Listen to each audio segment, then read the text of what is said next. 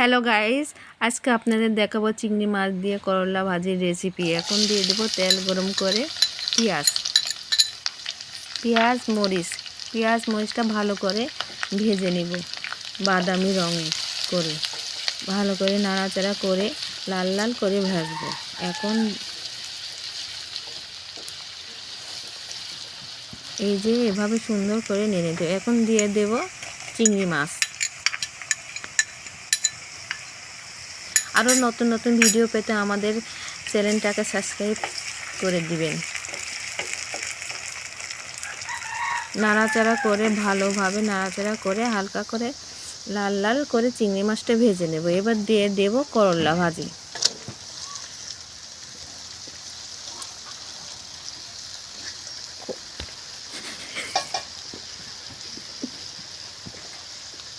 করলা ভাজিটা আগে থেকে আমি কেটে রেখেছি।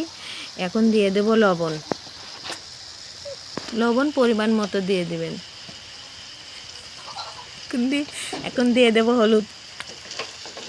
এবার ভালো করে নাড়াচাড়া করে মিশিয়ে দেব।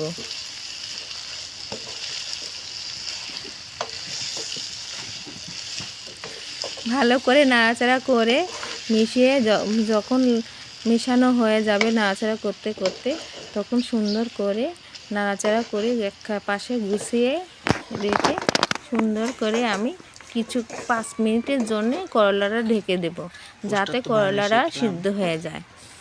এখন আমি করলাটা ঢেকে রাখবো 5 মিনিট। কষ্ট বানানোর সময় তুলে সামনে দিতে হয়, ওইটির সাথে অ্যাড করে দিতে হবে।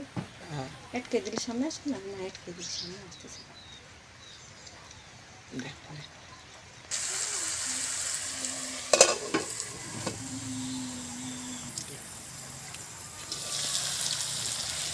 এখন ঢাকনা খুলে করলাটা আমি আবার নাড়াচাড়া করে দেব। ভাজিটা দুয়ারে নাড়াচাড়া না করলে ভাজিটা নিচে পুড়ে যায়, আর নিচে পুড়ে গেলে খেতে স্বাদ লাগে না। করলাটা ভালোভাবে নাড়াচাড়া করে এখন আমি আবারও 5 মিনিট ঢেকে রাখবো। করলাটা সিদ্ধ হালকা হয়েছে, যাতে ভালোভাবে সিদ্ধ হয়ে যায়, এই জন্য আমি আরও 5 মিনিট ঢেকে রাখবো।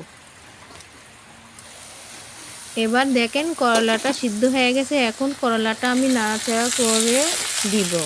এভাবে নাড়াচাড়া করতে করতে যখন বাদামি কালার চলে আসবে তখন ভাজিটা আমার হয়ে যাবে। এভাবে নাড়াচাড়া করে করে বাদামি রং কালার করে নিয়ে আসব।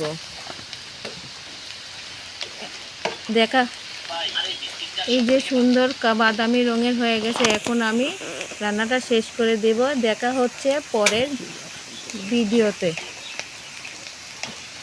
এখন আমি এই ভাজিটা পরিবেশন করব।